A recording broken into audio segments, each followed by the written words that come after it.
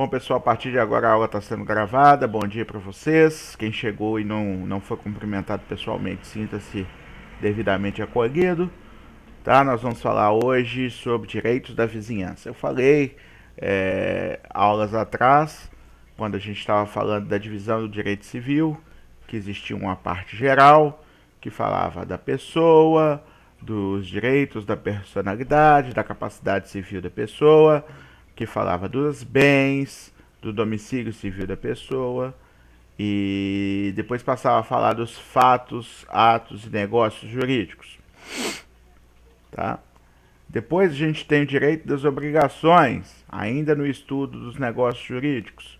Depois temos o direito contratual, ainda estudando os desdobramentos dos negócios jurídicos. Tá?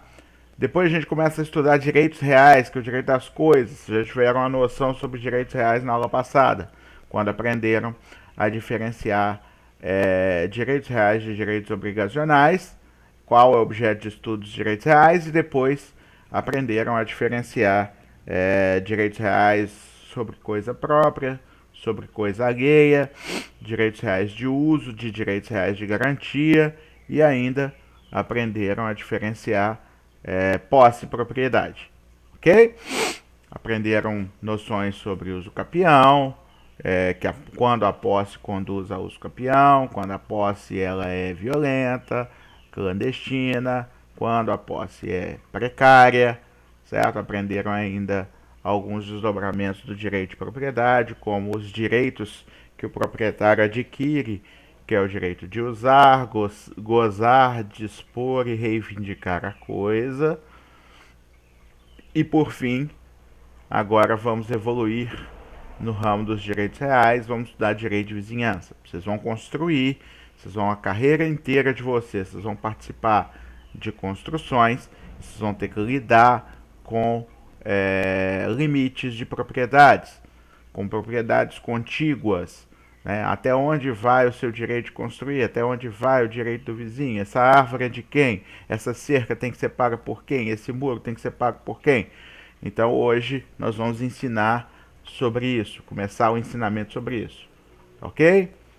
Bom, primeiro o conceito de direito de vizinhança, são regras que limitam o uso da propriedade, o direito de propriedade, para evitar conflitos entre proprietários de prédios vizinhos, contíguos, certo? Então, você começa a entender como funciona o uso da propriedade entre prédios vizinhos, tá? E aí você vai respeitar o convívio social entre as pessoas. Os direitos de vizinhança constituem obrigações propter rem, ou seja, são obrigações criadas pela lei que acompanham a coisa e que somente o fato de ser proprietário da coisa já é suficiente para criá-las.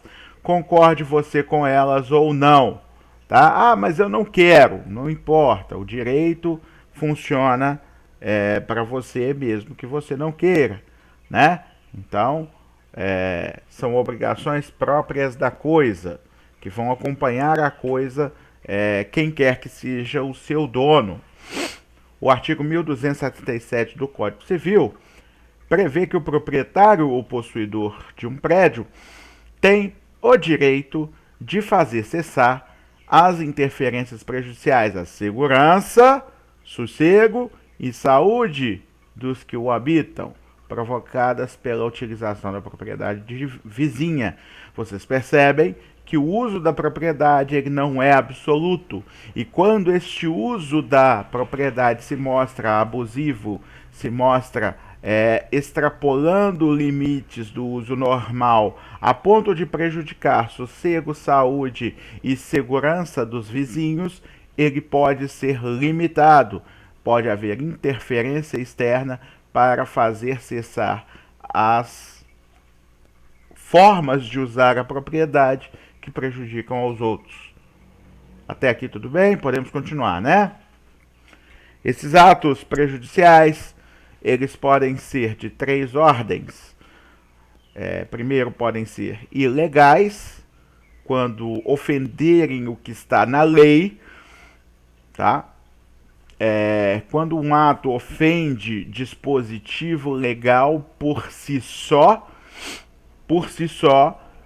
ele já pode ser combatido, tá? Mesmo que não cause outros prejuízos aos vizinhos.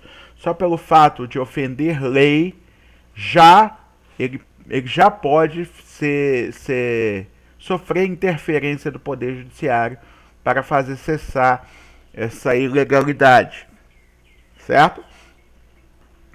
Quantas vezes você vê brigas de vizinho, que um vizinho é mais picuinha e leva os vizinhos à justiça, não porque os vizinhos estejam incomodando a ele, mas só porque os vizinhos estão fazendo algo que ele considera, que a lei considera ilegal, e que mesmo não incomodando, mesmo não causando transtorno para ele vai e questiona judicialmente apenas para demonstrar que ele tem o poder de fazer cessar essas interferências.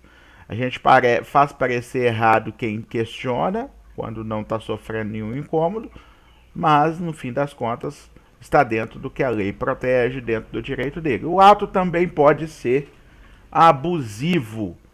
Este ato abusivo são aqueles que em tese são legais, em tese não contrariam a lei, porém são exercidos de tal forma ostensiva e acima dos limites que a lei cria e permite, que começam a incomodar os vizinhos, tá?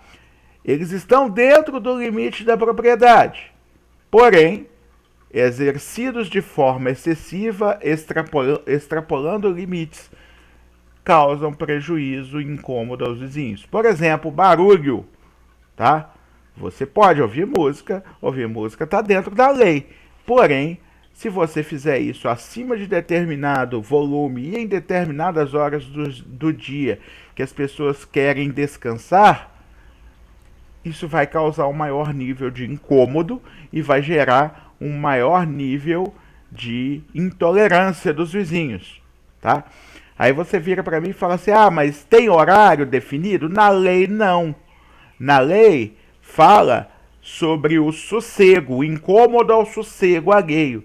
Isso significa que em 2 horas da tarde, dependendo do volume do som que você colocar, os seus vizinhos vão se incomodar mais e vão pedir para que se faça cessar esse uso indevido da propriedade. Por exemplo, agora, às 8 da manhã, se um vizinho meu colocasse um som alto, ele iria me incomodar não só porque eu estaria dormindo, porque eu não estou. Ele iria me incomodar porque eu estou tentando dar aula, tá? E o barulho externo incomodaria mais nesse momento, porque eu estou tentando transmitir uma aula com o menor nível de ruídos possível, certo?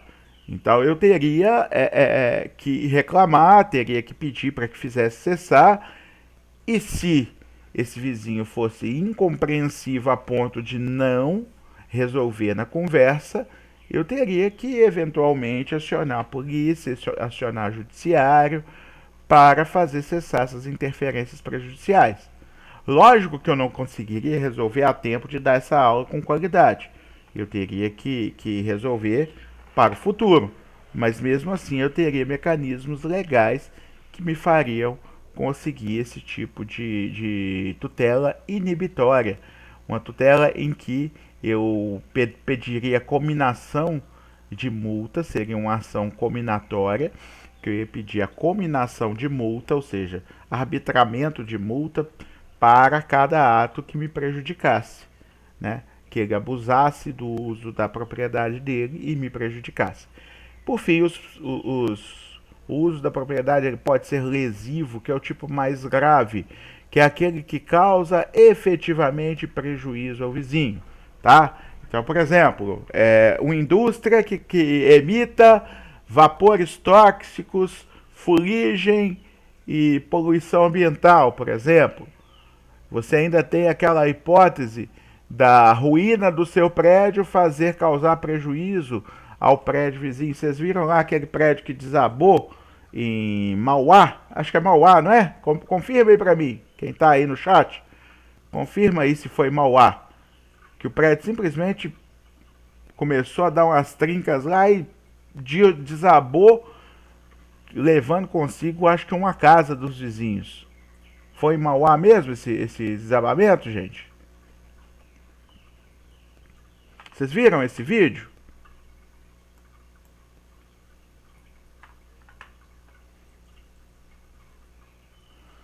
Então, o ato do uso da propriedade, ele pode se tornar lesivo, causando prejuízo real.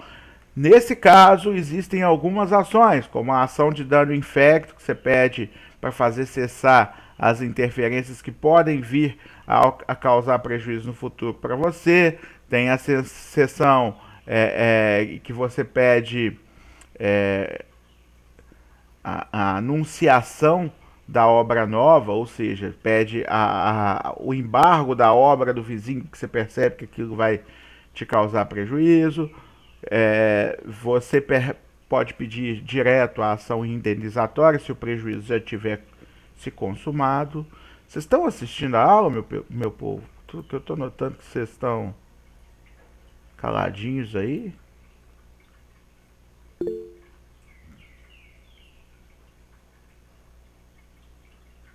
Foi agora, tem uma semana esse desabamento. O troço foi assustador. Por sorte não machucou ninguém, porque eu acho que eles perceberam que a construção estava instalando, né? E todo mundo foi pra rua, né? Foi pra rua e filmou. E assim, o prédio ele não cai de uma vez, não. Ele não cai devagar, não. Ele cai de uma vez. Dá uns 2 ou 3 estalos e BUM! Cai pro lado.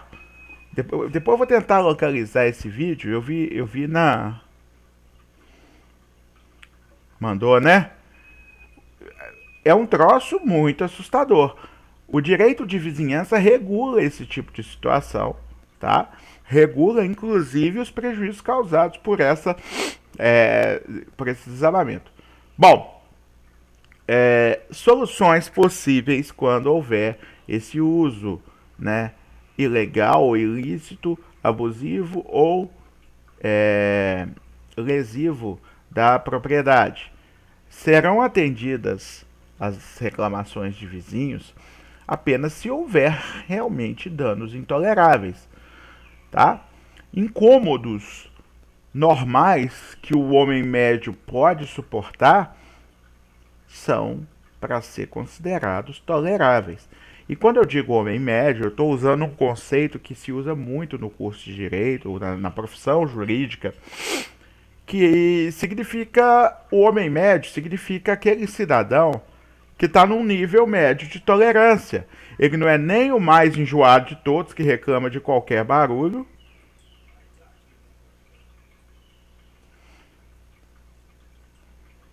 Só um instante.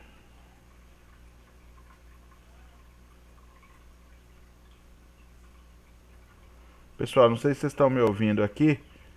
Aparentemente minha conexão de rede caiu aqui na tela principal. Eu vou tentar reconectar aqui e em segundos eu tô de volta.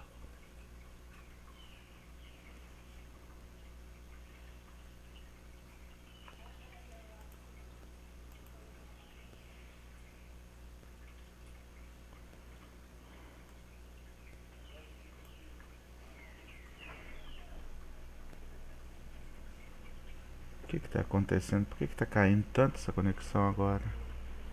Não sei se é instabilidade de rede. Só um instante, viu, gente?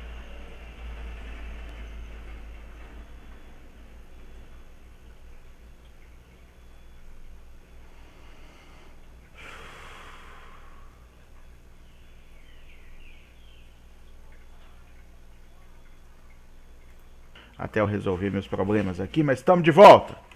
Vamos lá continuar com esta aula.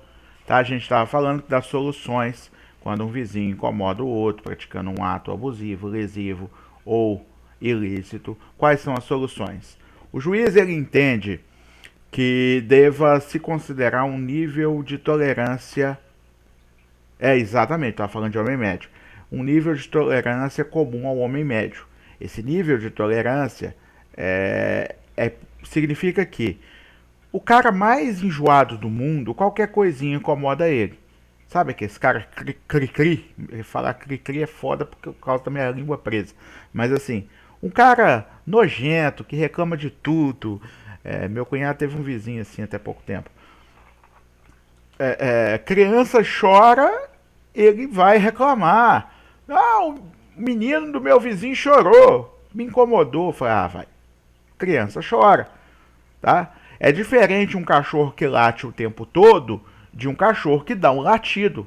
O cachorro late. Agora, um cachorro late a noite toda, a madrugada toda, o dono dele não faz nada, impedindo que você durma, aí é outra coisa. Vocês conseguem entender a diferença, né?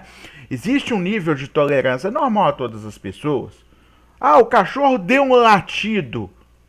Pera aí, velho. Todo cachorro dá um latido de vez em quando, tá? Inclusive já é definição pacífico na jurisprudência que você não pode proibir a pessoa de ter cachorro num condomínio, tá? Não pode. Você pode estabelecer determinadas ações que ele deva tomar para a segurança e sossego dos vizinhos, mas proibir de ter cachorro não. É a mesma coisa de proibir de ter filho. Não pode, tá? Existem certos locadores que colocam anúncio, não alugo para pessoa com filho, tá? Bom, ele pode até não celebrar o aluguel, o contrato de aluguel com uma pessoa que tenha filho, tá? Primeiro que é o idiota, porque não faz o menor sentido proibir esse tipo de coisa, tá? Mas com o tempo, se a pessoa alugar e tiver um filho, o filho começar a morar, ele não consegue romper um contrato de aluguel por conta disso, tá? É bom que se diga, porque tem exigências abusivas, tem exigências absurdas, né? É a mesma coisa que exigir que uma pessoa não trabalhe depois das 10 horas da noite, não entre e saia do prédio. Mas peraí, a pessoa pode trabalhar de turno. Você não pode exigir, chegar a um nível de exigência que você ultrapasse o que você pode interferir na vida das pessoas, tá? Então, essa exigência de acordo com o homem médio, ela só diz o seguinte: o sujeito mais tolerante do mundo, nada incomoda ele. Não é ele que é usado como parâmetro. O sujeito mais enjoado do mundo, tudo incomoda ele, certo? Então, não é ele que é usado como parâmetro também. Ou seja, no fim das contas, vai usar a média, vai usar aquele nível de tolerância em que a maioria das pessoas se sentiria incomodado. Se a maioria das pessoas se sentiria incomodado, isso incomoda o homem médio. Né? Se a maioria das pessoas não se sentiria incomodado, isso não incomodaria o homem médio. Tudo bem? É isso aí que é o nível que se considera. Bom, o artigo 1279 fala ainda o seguinte: por decisão, ainda que por decisão judicial devam ser toleradas as interferências, o vizinho ainda poderá exigir sua redução ou eliminação quando essas se tornarem possíveis. Imagine que no momento não seja impossível eliminar as interferências e o juiz determine que devam ser toleradas porque não ofendem a média geral da população. Isso não impede o vizinho de futuramente entrar novamente em juízo, mostrando que depois daquela decisão houve uma mudança nos fatos e que a partir de então aquelas interferências tornaram-se reduzíveis ou elimináveis, né? E aí a partir de agora dá para eliminar, eliminando o incômodo, ok? Então, se houver mudança nos fatos. Agora, se não for possível que o dano seja reduzido a um nível normal de tolerância, o juiz determinará que cesse a atividade causadora do incômodo, um fechamento de uma indústria, ou de uma boate, por exemplo, ou de um bar, tá? Entretanto, deve-se observar se aquela atividade é do interesse social. Como assim? Interesse social. Vamos pensar. Imagine-se que uma indústria ela se instalou e essa instalação dessa indústria gerou milhares de empregos, milhões de tributos, entre imposto de renda gerado pelos empregos, entre impostos, IPTU e demais impostos pagos pela própria indústria, entre movimentação da economia, tudo isso, tá? Vocês sabem que a indústria gera, movimenta a economia dessa forma, certo? Não precisa nem falar. E aí o juiz ele tem que ponderar, antes de mandar fechar a indústria, porque ela está gerando um nível intolerável de interferência numa propriedade vizinha, qual é, por exemplo, a destinação daquele bairro. A destinação ela é determinada por quem ocupa primeiro. Se são residências e tem uma indústria ali fora de lugar que tá incomodando de forma intolerável dezenas, centenas de pessoas, certo? Aí você não vai ter saída, você vai ter que pelo menos determinar que aquela atividade seja deslocada de lá. Você não tem como manter aquele tanto de gente. Agora, vamos supor que seja um imóvel, um vizinho presente numa área industrial. A gente sabe que isso é muito difícil de acontecer, porque ninguém constrói uma casa no meio de um bairro industrial sem ter vizinho nenhum, sem ter nada, né? Porque a destinação daquele bairro é determinada. E aí você pensa, esse cara, ele pode ser indenizado pela propriedade dele. A propriedade dele pode ser comprada, ou ele pode ser indenizado para tolerar o nível de barulho, etc. Então você dá para resolver sem fechar a indústria e tirar milhares de empregos, acabar com a arrecadação, etc. Então tem muitas vezes a indústria ou a atividade tem interesse social envolvido. Se esse interesse é maior do que o interesse individual da pessoa incomodada, vai manter a indústria, tá? E aí indeniza o cara. Todo mundo entendeu?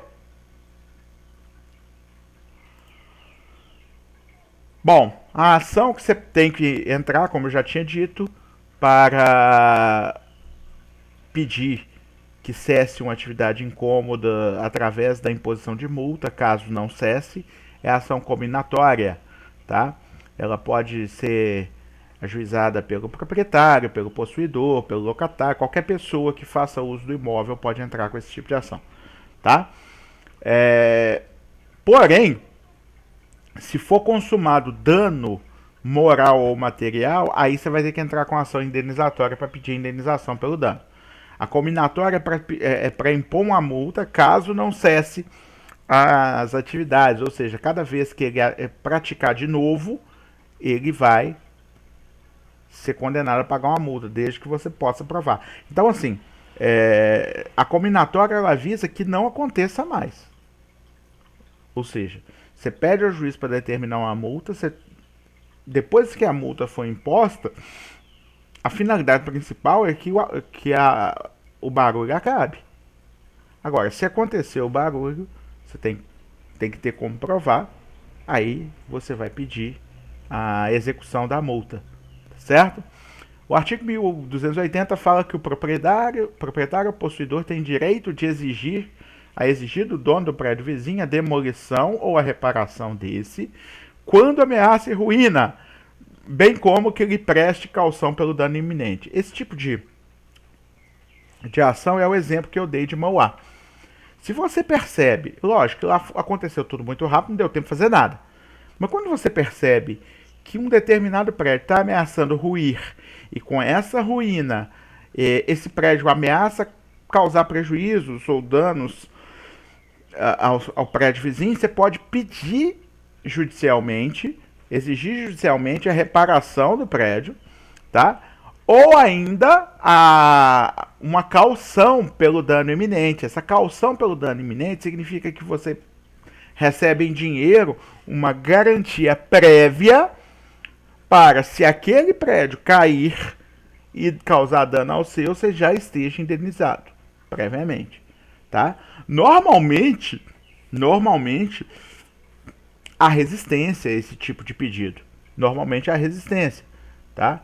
Então o cara não vai querer pagar de bom grado a caução pelo dano iminente. Mas o que acontece? Judicialmente pode-se exigir isso e pode atacar o patrimônio da pessoa, inclusive se você conseguir comprovar que está prestes a cair. E o juiz também pode determinar que se façam os reparos. Mas, porém, durante os reparos também pode consumar-se o dano. Por isso que tem lugar aí a ação de dano infecto com caução pelo dano iminente. Tá? É o caso de Mauá, né? Você está vendo que o prédio do cara vai cair, vai derrubar seu muro, vai derrubar sua casa, e você precisa pedir a indenização pelo dano que você está prestes a sofrer. Essa indenização ela é uma forma de garantia, você vai pedir uma caução, tá? Se esse dano nunca vier a acontecer, você foi caucionado pelo risco, né? Pode vir, inclusive, a ter que devolver o dinheiro. Então você não vai. O juiz pode determinar que esse dinheiro fique depositado em juízo e que não seja entregue a você, certo? Não é para te dar dinheiro, para você ganhar dinheiro. Se o dano não ocorrer, o dinheiro é devolvido para ele. Então o juiz vai determinar que esse dinheiro fique esperando uma conta judicial. Se ocorrer o dano à sua propriedade, o juiz te libera o dinheiro para se ressarcir dos danos. Tudo bem?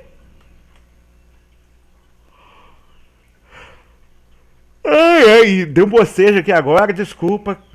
Diz que bocejo é contagioso, né? Imagino que vocês estejam bocejando aí agora. Tamo junto. Até no bocejo.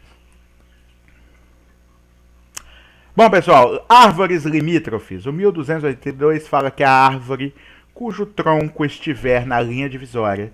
E aí você tem que imaginar a linha divisória entre duas propriedades. E um tronco exatamente em cima dela.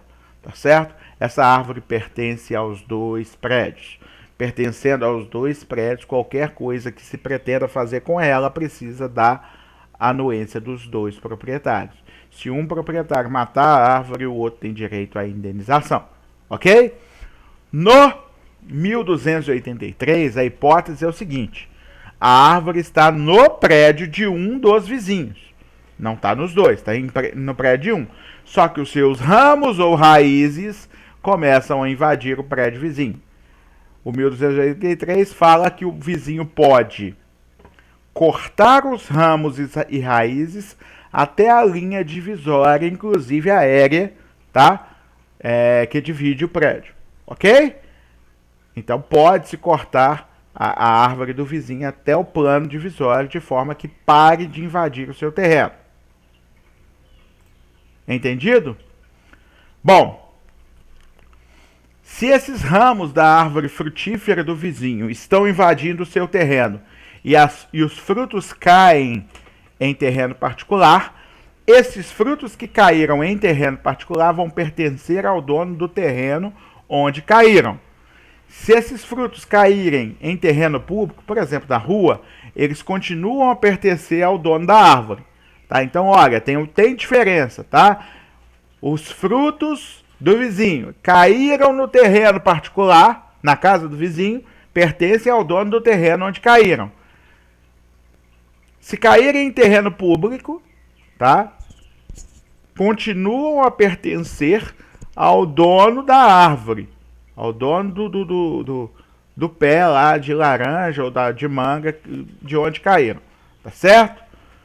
Bom, ainda tem uma questão a se dizer sobre isso. Professor, você falou no slide passado que um vizinho pode cortar os ramos da árvore até o limite do prédio, tá? Se esses ramos estiverem carregados de frutos, certo? O vizinho tem direito de cortá-los? Tem. Mas os frutos que não caíram naturalmente têm que ser restituídos ao vizinho, porque pertencem ao dono da árvore, tá? Então você pode cortar os ramos até a linha divisória do prédio, mas os frutos que não tiverem caído naturalmente no seu terreno não são seus e devem ser restituídos ao vizinho, certo? Então a diferença é essa. Caiu naturalmente o fruto, pertence ao dono do terreno de onde caiu. Se caiu em lugar público, ainda pertence ao dono da árvore. Todo mundo entendeu, né?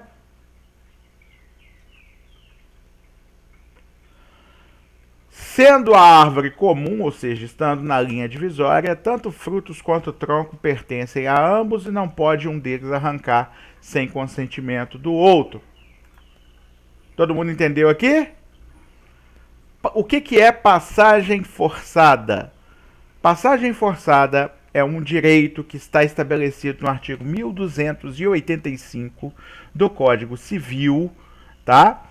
Que fala o seguinte: o dono de um prédio que ficou naturalmente ou pela divisão de propriedade encravado sem acesso via pública nascente ou porto, vai ter direito a uma passagem forçada. Ou seja, ele vai ter direito de pedir na justiça para constranger seu vizinho, ou seja, constranger, não é pedir por favor e se você quiser você dá, não. Eu estou pedindo à justiça para constranger meu vizinho a me fornecer essa passagem forçada. Isso é mediante indenização, tá? Não é de graça, não. Então observe, meu prédio ficou sem acesso à via pública e eu preciso passar pelo terreno do vizinho. Tá certo? Então é preciso destinar um trecho, um pedaço do terreno do vizinho para construir uma passagem para mim até a via pública, ok? Esse trecho que foi destinado à passagem vai ser indenizado, tá? Então vai ser avaliado o terreno, quanto custa aquela indenização, né? Pelo terreno que foi tirado e pelo terreno que foi inutilizado pro cara. E aí você vai construir a sua passagem. Observe, observe. Entretanto, você pode resolver isso amigavelmente, não precisa levar ao judiciário, tá? Você leva ao judiciário uma pretensão, um direito resistido. Nesse caso, se o cara, você chegou para ele e falou, oh, amigo, eu trouxe um Código Civil aqui para te mostrar o artigo 1285. Observa, vem cá na minha propriedade, observa que eu não tenho mais nenhum acesso à via pública. Eu fiquei preso pela divisão desses terrenos nossos aqui. Então o proprietário vendeu o fundo para mim, vendeu a frente para você e eu estou preso, não tem como chegar na via pública. Então eu vou ter que, infelizmente, pedir uma passagem forçada a você e você é obrigado a me dar, porém, não é de graça, eu vou te indenizar. Então, se você se recusar, eu vou ter que ir na justiça. Mas como a gente pode resolver isso amigavelmente, sem precisar, né, discutir isso judicialmente, eu tô vindo aqui. Pode resolver dessa forma, tá? Inclusive, às vezes, uma consulta a um advogado permite evitar uma discussão judicial, uma briga na justiça, que pode durar anos, pode causar prejuízo aos dois, tá? Às vezes você vira e fala assim, ó, eu tenho mesmo, doutor? Perguntando para o advogado. Não precisa chamar de doutor, não, tá, gente? Eu estou falando é porque as pessoas costumam falar. Mas pode chamar de advogado, pode chamar de você, pode chamar de senhor. É do jeito que, né, as pessoas costumam se tratar mesmo. E nenhum advogado que não tenha feito doutorado merece o título de doutor só por ser advogado, não. Fica tranquilo. Mas aí você vira para o advogado e fala assim, ô advogado, eu tenho mesmo que dar a passagem para esse cara? O advogado vai olhar e falar, olha, pela lei, você é obrigado. Então, a gente pode brigar, mas isso cada vez que você demora mais, você causa mais dano a ele, e o juiz pode te obrigar à força, e aí se você não concordar com o rumo da passagem, quem vai fixar o rumo dessa passagem é o juiz e não você. Então, às vezes tem um local na sua propriedade que você usa menos, você pode passar por ali, certo? Então, tudo isso pode ser definido amigavelmente. Pode. Mas isso é um direito criado por lei. Não é se quiser. É obrigado a dar. Tá certo? Bom, esse direito só é válido se o encravamento for natural e absoluto. Ou seja, ou encravamento natural que não permite a saída, ou encravamento, ainda que urbano, que feito pelas mãos do homem, seja absoluto. Se esse encravamento é absoluto, por exemplo, houve uma divisão de um chacreamento e área de expansão urbana, tá? Criando um lote no fundo e um lote na frente. Esse lote no fundo não tem acesso à via pública, tá? Porque no fundo tem mais lotes. E aí, por onde que esse cara vai passar para chegar na rua? Ele tem que chegar, certo? Então aí pelo artigo 1285 tem que se fornecer a passagem forçada, tá?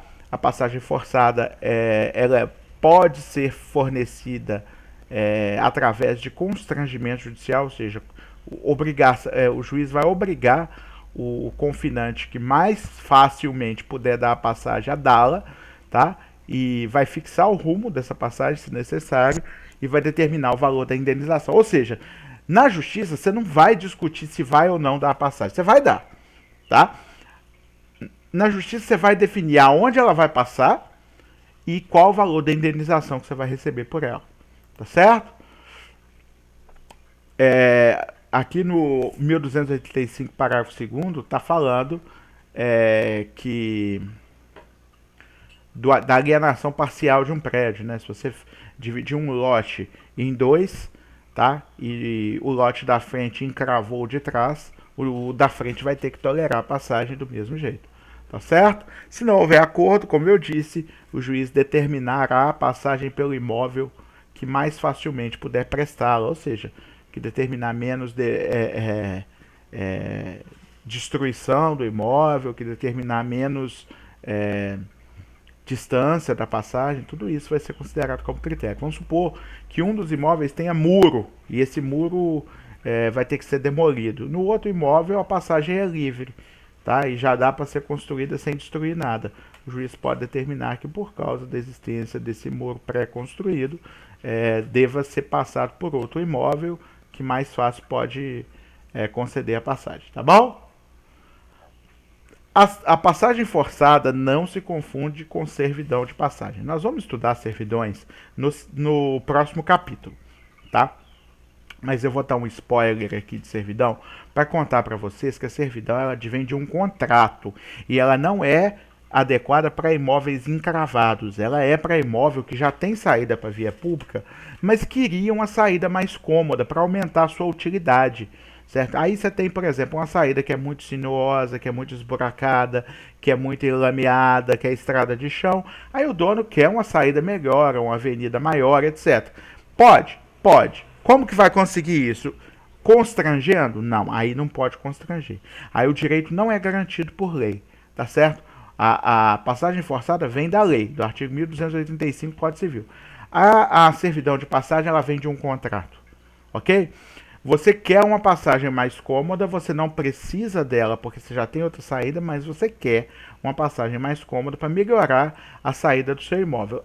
Aí você vai procurar o vizinho que pode fornecer essa passagem e vai tentar fazer um contrato com ele. Se ele aceitar, beleza, vai rolar.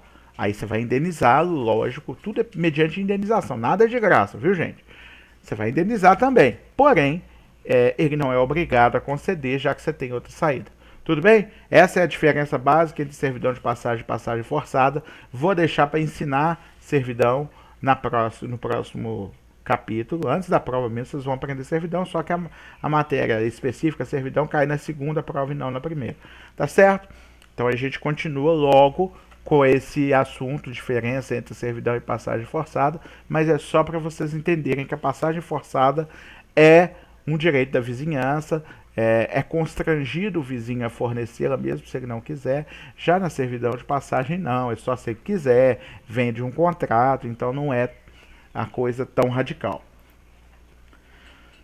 Vamos falar da passagem de cabos e tubulações, tá? Nós vamos falar aqui que o proprietário deve tolerar a passagem de cabos e tubulações em proveito dos seus vizinhos, recebendo por isso indenização.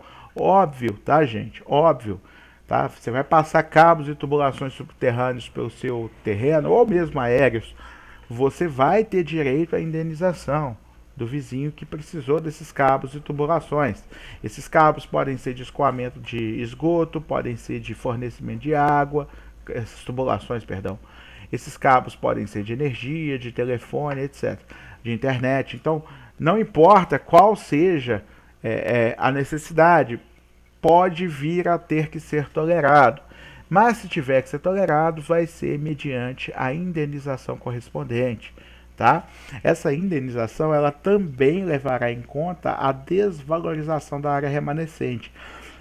Imagine você que os cabos passaram por um pedaço do terreno que, além de não ser pelo cantinho, porque era impossível, pode vir a ser impossível, te permitiu construir somente até determinado pedaço do seu terreno, desvalorizando a outra área. Tudo isso vai ser considerado para calcular a sua indenização, tá bom? Você pode, como dono do terreno, deslocar esses cabos e tubulações para outro local, tá? Se você desejar que seja transferido de um local para outro depois de instalado, você que vai pagar pela reforma necessária para deslocamento dessas desses tubos e desses cabos. E além de pagar por isso, você não pode causar prejuízo ao seu vizinho no uso da propriedade dele. Então você vai ter que não só arcar com o deslocamento dos cabos, como também manter a funcionalidade desses cabos e tubulações para o seu vizinho. Tá ok?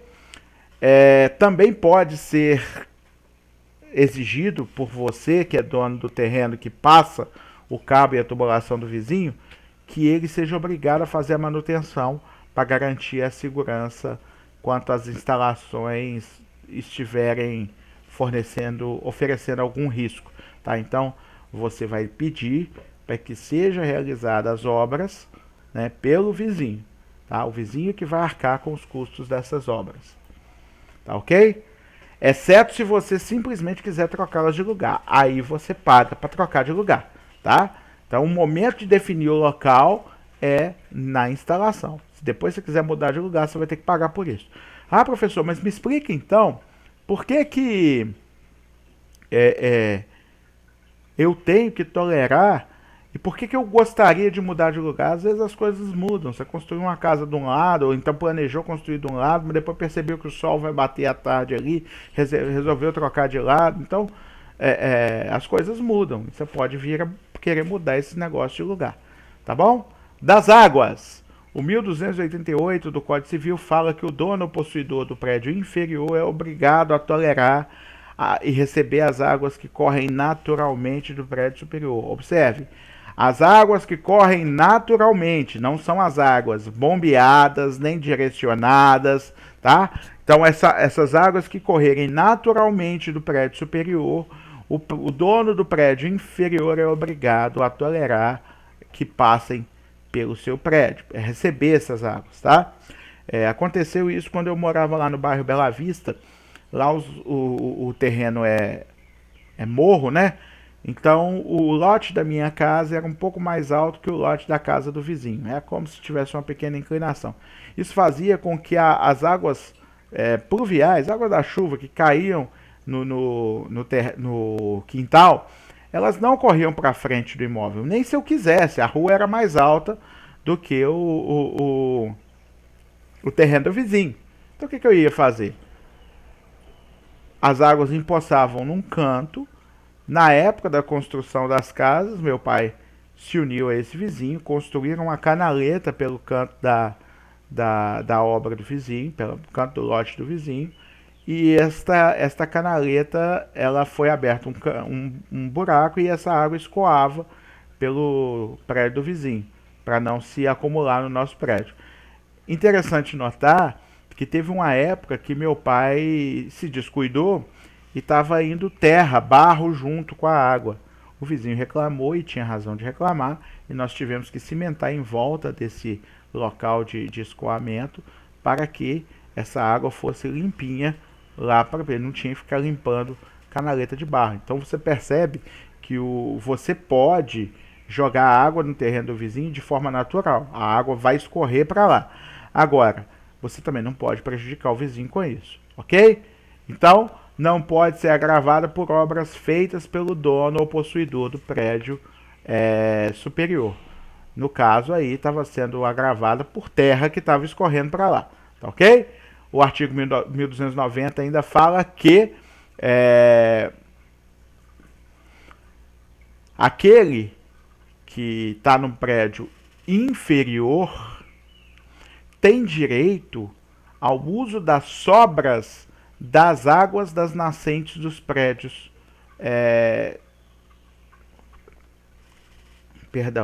Quem tiver em prédio superior não servido por água tem direito à sobra das nascentes dos prédios inferiores e deverão constituir uma servidão para tratar esse direito. Ou seja, servidão, como eu disse, é um contrato que permite uma pessoa fazer uso de uma propriedade alheia, tá, para melhorar seu prédio. Essa dificuldade do prédio alheio, ela vai ser suportada mediante uma indenização, é óbvio, né? Então vamos imaginar que num prédio inferior tem uma nascente. Essa água não vai subir para o prédio superior, ela vai só descer para os que estão abaixo. Esse dono do prédio superior ele tem direito de retirar a água dessa nascente mediante a construção de uma servidão. Observe que, nesse caso, a servidão não é uma passagem forçada. Então, ela tem que ser feita através de um contrato. Ocorre que, se o prédio inferior se recusa a celebrar esse contrato, a celebração deste contrato pode ser determinada judicialmente. Tá? Ou seja, a pessoa pode ser constrangida a celebrar esse contrato pelo teor do artigo 1290. O 1291 fala que o dono do prédio superior não pode poluir as águas do inferior, tá? Águas indispensáveis estas às necessidades primordiais dos possuidores dos imóveis de baixo, tá? E ele ainda vai ter que recuperar ou ressarcir dos danos causados pelas águas que poluírem, tá? Mesmo essas águas não sendo primordiais às necessidades das pessoas. Se ele poluir as águas que passam pelo terreno dos outros, qualquer dano causado por essa poluição, ele vai ser obrigado a indenizar. Então, ele não pode poluir as águas destinadas às necessidades básicas dos moradores dos prédios inferiores e as águas não destinadas às necessidades básicas dele. Se ele poluir, ele vai ter que indenizar pela desvalorização, pelos danos causados à propriedade inferior. O 1292 ainda fala o seguinte: você pode construir barragens, tá? Açudes ou qualquer outra obra para acumular água no seu terreno, desde que com a prévia licença ambiental, tá? É bom que se diga isso, o Código Civil não fala isso, mas a legislação ambiental fala, tá? Então, se você vai construir um açude, por exemplo, escavar, você tem que verificar se há licença ambiental para construir esse negócio. Meu sogro construiu um poço de peixe lá na chácara dele, ele só pôde construir esse poço de peixe com licenciamento ambiental. Porque você não pode abrir um buraco na terra e encher de água sem que haja licença ambiental para isso, tá? Porém, pela lei civil, é permitido você construir. Só que você só vai precisar da licença ambiental antes. Só que se essa barragem, açude, etc., o transbordamento dessas águas fazer com que alague parte do terreno do vizinho, você vai ter que indenizar esse vizinho pelo terreno alagado.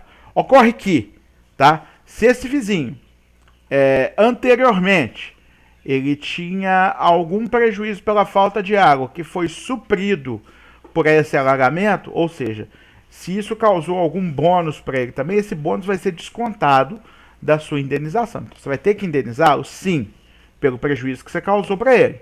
Agora, se por um lado houve prejuízo pela perda de terreno utilizável, mas por outro houve lucro pela existência de água no terreno dele que antes não existia, isso vai ter que ser feito uma conta para reduzir da indenização o lucro que ele teve. Tudo bem?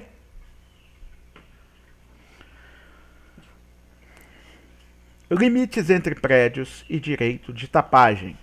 O 1297 fala que o proprietário tem direito a cercar, murar, valar ou tapar de qualquer modo o seu prédio, seja ele urbano ou rural, e pode constranger o seu confinante, o vizinho, a arcar com ele com a demarcação dos dois prédios, aviventando rumos apagados, renovando marcos destruídos ou arruinados, tudo levantando muro, parede, etc. Tudo repartindo proporcionalmente as despesas entre os interessados, tá? Ou seja, é de interesse dos donos, ambos, que o limite entre os prédios sejam estabelecidos, tá? A ação cabível para definir o ponto onde vai passar a linha divisória é a ação demarcatória. Se os vizinhos estão em dúvida, questionando, não, eu acho que é 10 centímetros para lá, não, acho que é meio metro para cá, não, eu acho que não, rapaz, é tortinho assim. Bom, a gente não sabe, vamos entrar com ação demarcatória para pedir a justiça para fixar o rumo exato disso aí? A ação que determina o exato local onde passa a linha divisória é a ação demarcatória, tá? Uma vez interposta essa ação, o juiz vai definir, de acordo com a posse justa, qual área vai ficar para quem. Se não for possível Se não for possível definir de acordo com a posse justa, se não é possível determinar quem possuía qual terreno antes, etc., que eu faço? Eu divido no meio e passo uma linha reta entre os dois.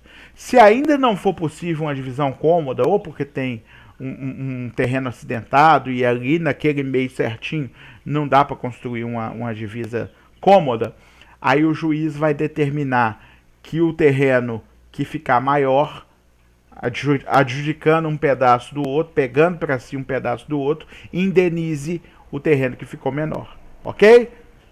Entendido? O que vai acontecer na ação demarcatória? Primeiro o juiz tenta determinar quem tinha a posse justa. Não foi possível, ficou em dúvida, divide no meio. Não deu para dividir no meio por causa do terreno ser acidentado, torto, etc. Aí o juiz vai fazer o seguinte, vai determinar que um vai ficar com um pedaço maior, aonde seja cômodo fazer a divisão, e esse que ficou com o pedaço maior indeniza o outro. Tudo bem? Bom, os tapumes pertencem a ambos, tá? E ambos pagam as despesas em partes iguais, sejam eles de madeira, de concreto, de alvenaria e tudo, tá? Se for necessário, contudo, a construção de tapumes especiais para impedir a passagem de animais de pequeno porte ou para qualquer outra finalidade, quem deu necessidade desses tapumes especiais é que vai ter que pagar. Vamos supor que eu tenho um terreno rural e meu vizinho também, a gente construiu uma cerca para os animais de grande porte não cruzarem de um lado para o outro, essa cerca que serve de limite, de demarcação entre os dois terrenos. Só que aí eu começo a criar alguns cachorrinhos para vender, tá? Esses cachorros não podem cruzar também, aí eu preciso comprar uma tela mais fina, tá? Ou eu começo a criar galinha, não quero que as galinhas passem, eu preciso comprar uma tela de galinheiro para passar em volta do terreno todo. Bom, se eu vou fazer isso, esse custo da tela de galinheiro fui eu quem gerou, tá? Fui eu que criei a necessidade deles, então eu vou ter que arcar sozinho. Tudo bem?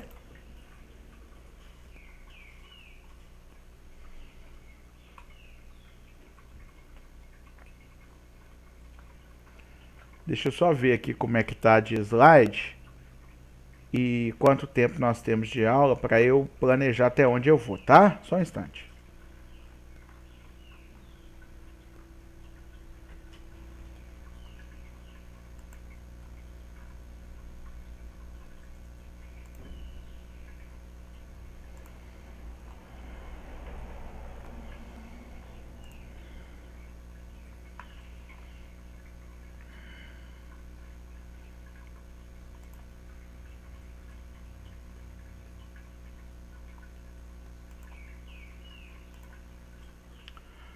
Tá, vamos continuar por enquanto. A gente verifica até onde der. Acho que tem mais 18 minutos, né? Vamos lá. Direito de construir. Vamos ver as limitações ao direito de construir. Né? Quando esse direito pode ser limitado. 1299 do Código Civil fala o seguinte: o proprietário pode levantar em seu terreno as construções que lhe aprouver, salvo o direito dos vizinhos e regulamentos administrativos. Tá? Quando fala de regulamento administrativo, não é só regulamento administrativo não, tá, gente? Plano diretor, lei, etc. Tudo que for norma jurídica pode impedir. Todo proprietário, então, vai ter que ressarcir seus vizinhos pelos danos causados pelas construções que fazer. O vizinho que for prejudicado pode se valer de uma ação de indenização na hora onde ele vai provar que sofreu dano, tá? Causado com um nexo de causalidade, né, com a construção do seu vizinho.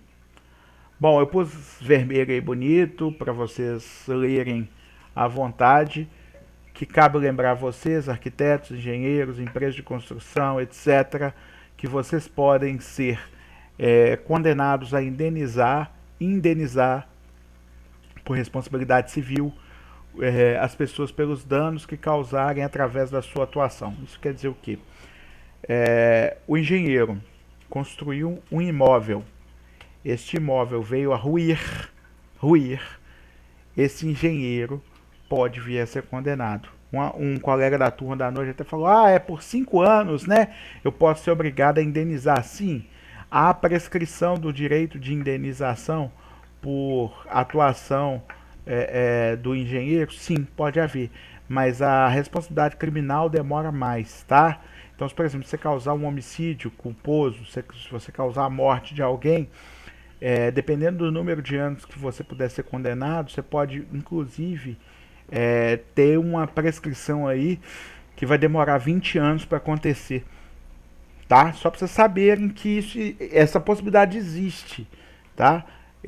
Então, mesmo que vocês não possam ser condenados a indenizar porque já passou o número de anos cuja prescrição tenha dado cabo do direito de ação dessa pessoa contra você, você ainda pode ser responsabilizado criminalmente. Então toma cuidado, tá, com o que vai fazer no uso de sua profissão. Tá? O cara tá pedindo para usar material de baixa qualidade, não aceita em troca de dinheiro. O cara pediu para você pegar leve no projeto aí, colocando colunas mais finas, e ele prometeu que não ia construir em cima. Não é assim que as coisas são. Você vai fazer um projeto que vai delimitar, né? Que vai determinar, olha, para construir 2 andares você vai ter que ter essas medidas. Eu não sei, vocês sabem fazer o projeto, eu não sei. Tá? Só estou falando que vocês vão fazer a sua segurança através do projeto. Aquilo tem a assinatura de vocês, a responsabilidade técnica de vocês. Para que vocês se resguardem, vocês vão se cercar de todas as seguranças quando realizarem o projeto. Tá? Se o cara pedir para você limitar os gastos em relação ao projeto, não façam isso. Vocês correm o risco de vocês serem responsabilizados. Quando cai um viaduto, a primeira pergunta que as pessoas fazem, quem é o engenheiro que fez isso aí? As pessoas não perguntam se houve a correta manutenção da obra, se o político ou pessoa responsável usou o material necessário, nada disso. De cara, a pessoa pensa numa falha de projeto, porque aquilo ali não deveria cair. Vocês já viram falar da tal da ciclovia Tim Maia lá no Rio? Aquela que não pode dar um ventinho que cai, um pedaço dela? Responde aí pra mim se vocês já ouviram falar dela.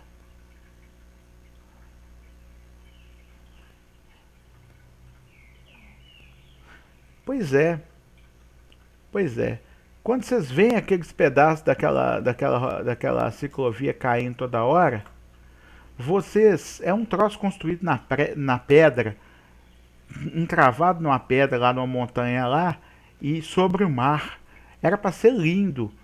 Só que o troço não foi preparado para aguentar intempéries. E o troço cai toda hora.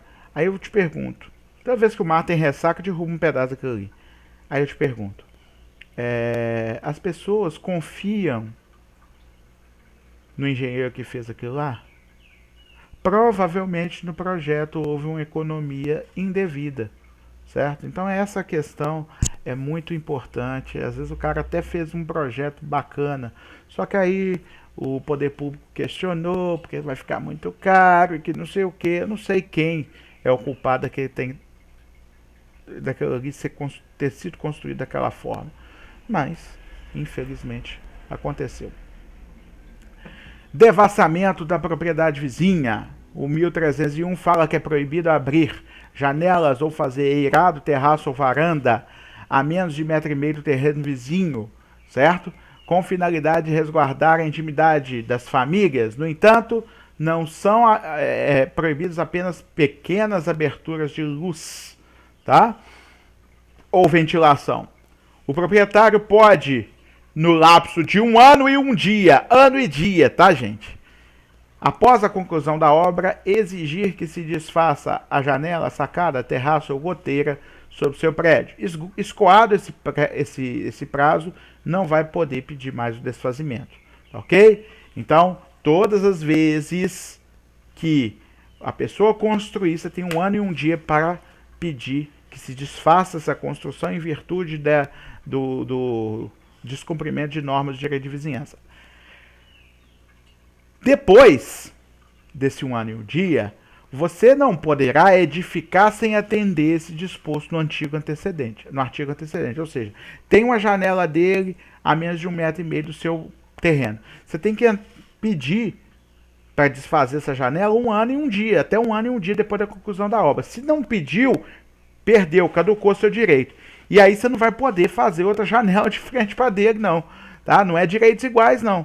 Tá? O fato dele ter descumprido ali a lei e você não ter reclamado no prazo legal, não impede que ele reclame das suas quando você concluir a sua. Tá certo? Bom, agora, abertura para luz e ventilação, você pode construir seu muro, levantar sua construção sem se preocupar com elas. Tá? Ele pode construí-las, sim, elas não são para visualização, elas são feitas mais no alto, apenas para passagem de luz e ventilação, só que elas são livremente construídas, mesmo na divisa com o terreno vizinho, só que esse vizinho não pode ser impedido de construir e subir a construção dele, do muro dele, da parede dele, de forma a tampar esta abertura para a luz. E aí não vai ter do que reclamar, tá bom? Na zona rural, diferentemente, você tem que respeitar uma distância de 3 metros do terreno vizinho para construir as suas edificações. Tá? Então você tem que manter uma distância de no mínimo 3 metros do terreno vizinho para construir suas edificações. Tá certo? Águas Iberais.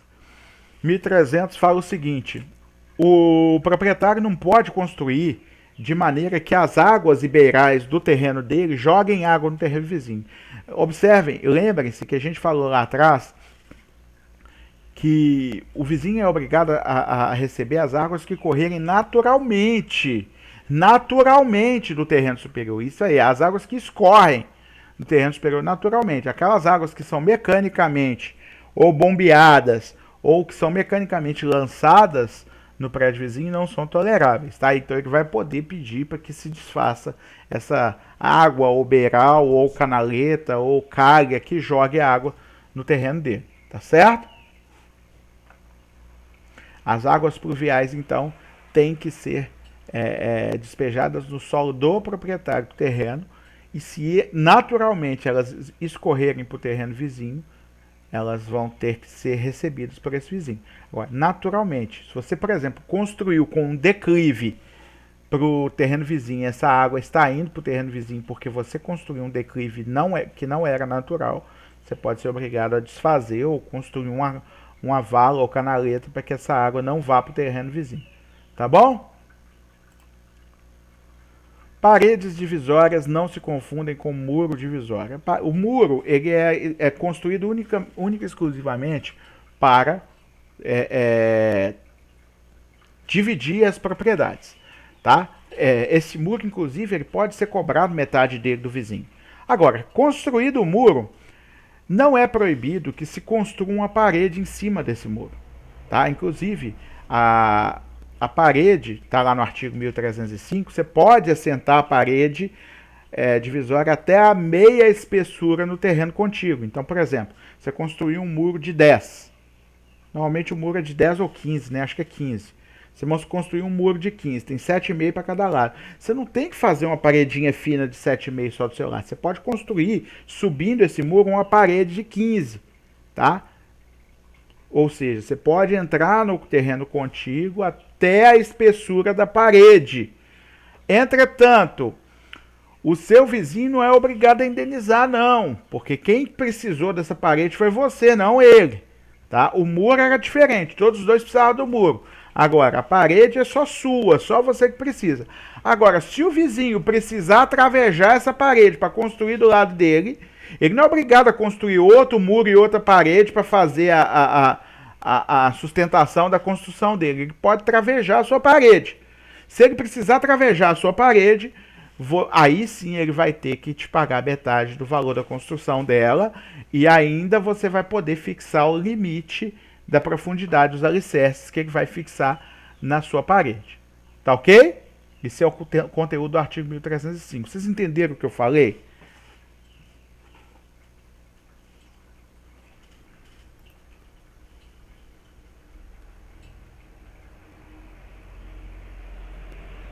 Todo mundo entendeu, gente?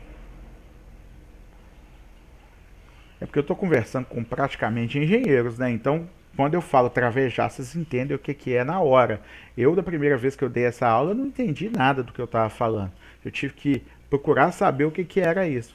Entendeu? Hoje a gente já tem um pouquinho mais de experiência. Pessoal, tudo bem se a gente terminar nesse slide aqui. Faltava 6 minutos para acabar a aula, né? Para não comer o intervalo de vocês poderem tomar um cafezinho da manhã aí, se não tiverem tomado ainda, tá bom? Vamos parar por aqui, são 9h14, eu encerro a gravação aqui agora, a gente vai estar nesse slide, tá? Preservação de poços e nascentes no início da aula que vem, tá? Deixa eu só ver qual slide que é o slide número 27, o total são 33, então na aula que vem a gente só termina, né, essa matéria e começa já a matéria das próximas avaliações, não tem problema. Mas a gente vai terminar essa matéria na aula que vem. Tudo bem, galera? Foi um prazer estar com vocês.